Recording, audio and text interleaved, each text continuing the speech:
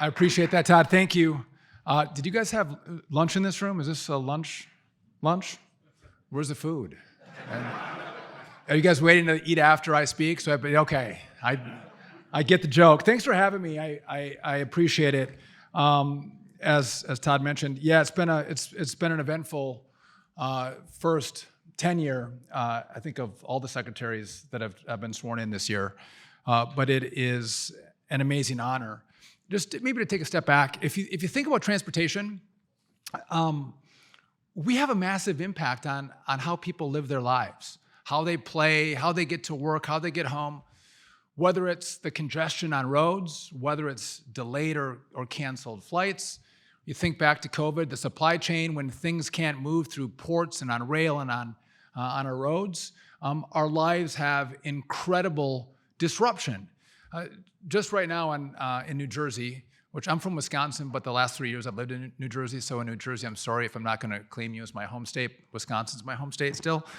But I-80 is closed down right now because I-80 was built over some old mine shafts. And so we have these sinkholes in I-80, a major thoroughfare. And we expect our roads to work, but when the eastbound and westbound lanes shut down, the havoc that it creates is remarkable in the way people get to and from work. And so making sure we get transportation right is incredibly important.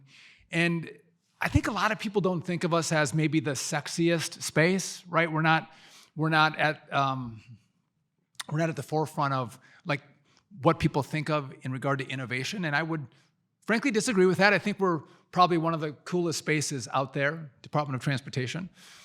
So if you just think what's going on right now, we have all of this new technology with regard to drones, how we're going to get our packages, our food with drone technology, these eVTOLs that are going to take people from one airport to the next and beyond that, but these Ubers in the air, budding new technology, autonomous vehicles.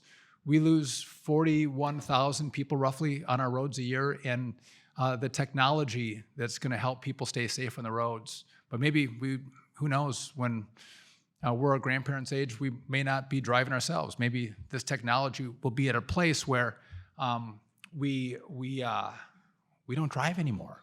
And so I think it's important for the Department of Transportation, as you look at this new technology evolves and buds, that we have rules in place that make sure that we can innovate and create here in America. That technology is developed here, it's tested here, and hopefully it'll be manufactured here, so we have American jobs that wrap around these new budding industries. And if we don't do our job right at DOT, and we don't have the right rules in place for those innovators, they're going to go somewhere else, right? They're going to go to places, countries that will support that innovation, support that testing, and then they'll own those new products that I think are going to change the way that products move and people move in the future. So it is an exciting time and place at DOT.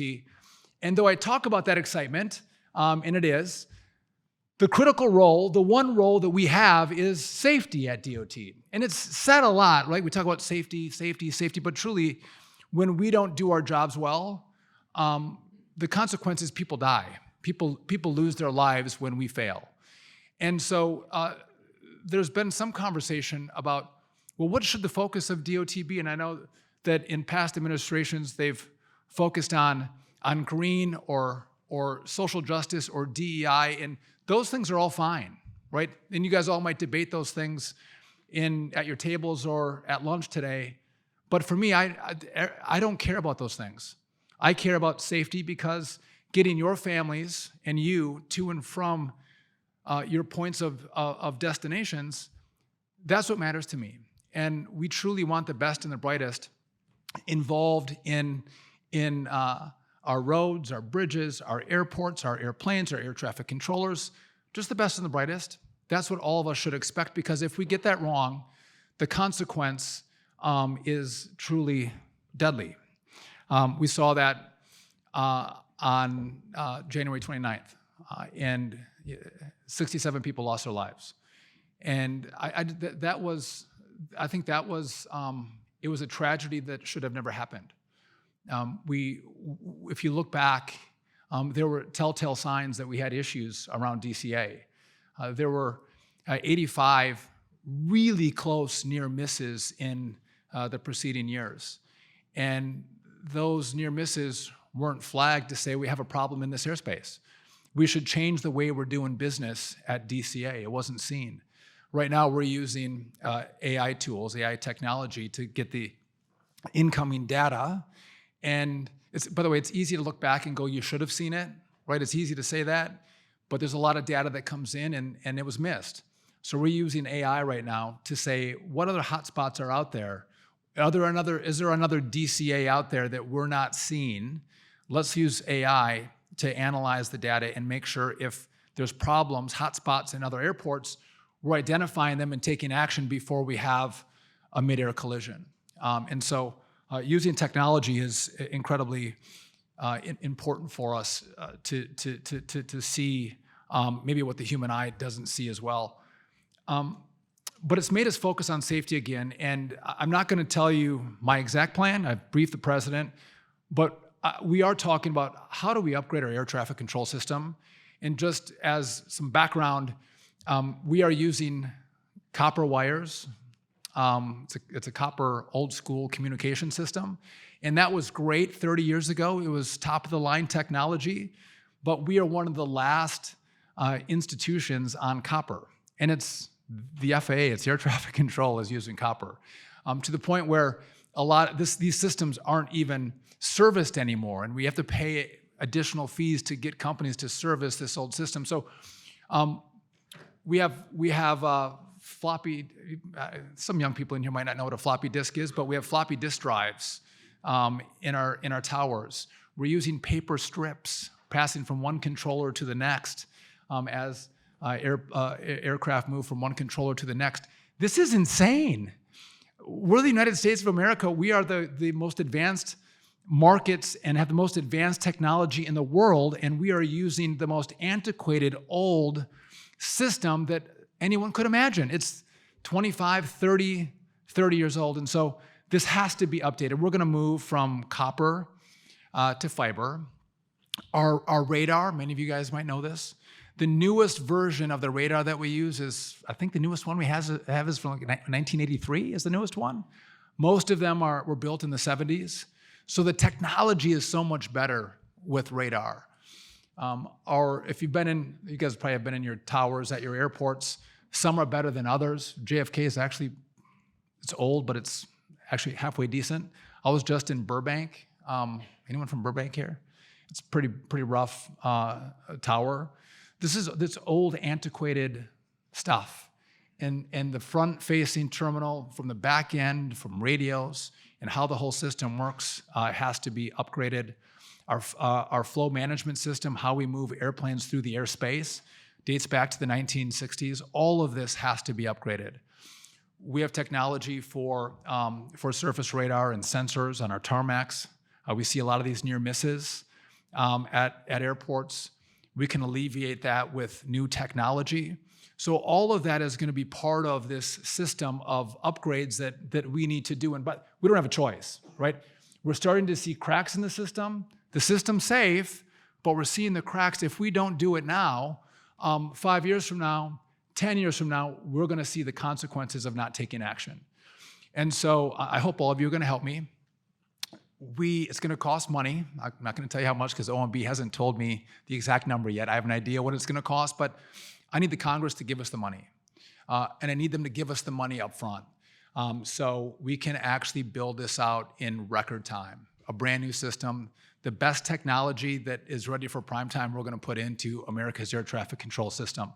And as you all know, it's hard because the old system is being used on a daily basis. You know, we're controlling our airspace. And so the switchover is a bit of a delicate dance, and making sure we always maintain that safety is going to be challenging, but we can do it. But that's one of the reasons it hasn't been done, because it's hard. Congress has sent money, and there's been little half measures that have been taken, but never the true effort to completely remake the system. Next Gen, you remember Next Gen? It's like 17 years old. What did we get for that? Like nothing. So this is an American movement. to make this system actually brand new, best technology. And then it's going to be, so if anyone remember the Razor flip phone, right?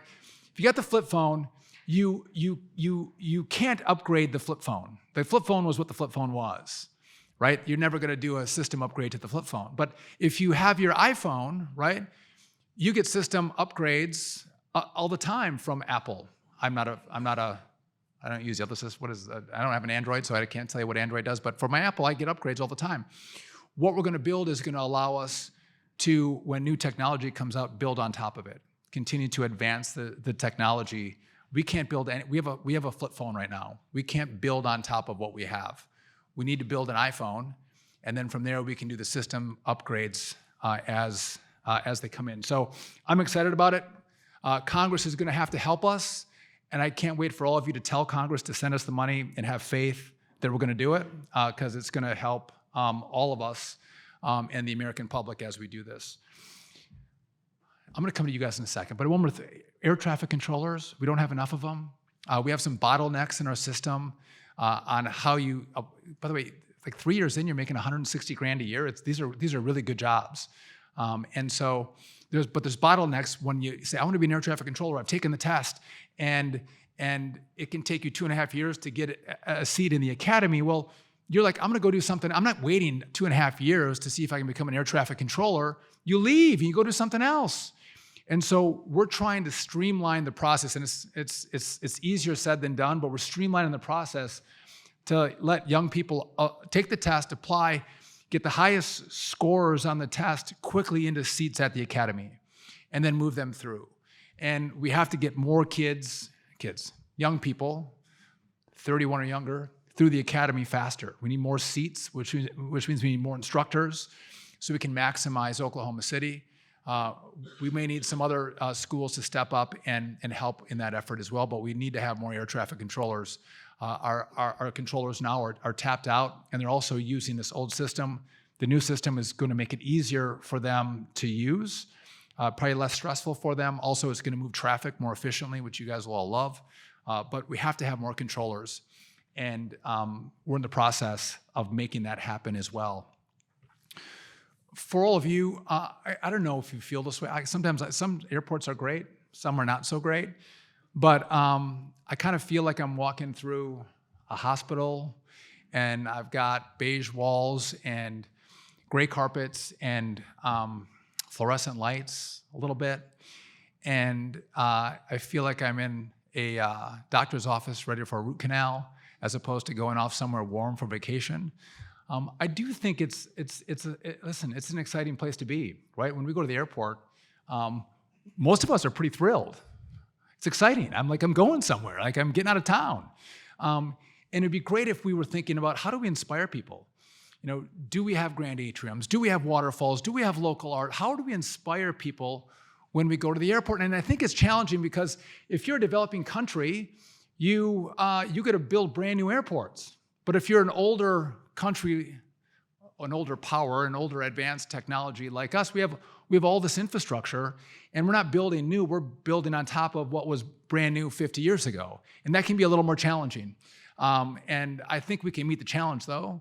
We're building within the confines of a lot of the infrastructure and footprints that we currently have, but we can inspire people when they go to the airport, as they're going to go on these great trips. And wouldn't it be, I kind of like RFK and his Make America Healthy Again. And I love fries, and I love burgers, and I love the week-old sandwich that I get at the airport. But wouldn't it be great if we had some healthy food there, like fresh food, at our airports, kind of buying into, let's keep people healthy as they come through our ports, our airports, and jump on airplanes. Part of that is money, right? You're like, well, yeah, that's great. We all want to do that, but show us the money. Where's the cash? You guys help us out at DOT. And do any of you guys have complaints about how long it's taking money to get out of this new DOT? Anybody? A few head shakes? Yes, no, some, maybe. Okay, here, I'm going to give it to you straight, okay? So, not true, not fair, okay? So, it's one thing to take the glory of announcing I'm going to give you new money for a new airport. You're going to redo your airport. I'm going to announce you get the cash. The hard part is coming up with a grant agreement to get you the money to start building your project. You all know that. The announcement's nothing. It's actually the work that goes into the grant agreement that gets you to build. And so historically, in 2016, the Obama administration, between Election Day and Inauguration Day, announced 47 projects, right? They announced, they didn't have grant agreements, but they announced we're going to fund 47 projects in 2016. In 2020, between Election Day and Inauguration Day, the Trump administration announced 107 projects in that time frame, okay? Announced them, didn't have a grant agreement.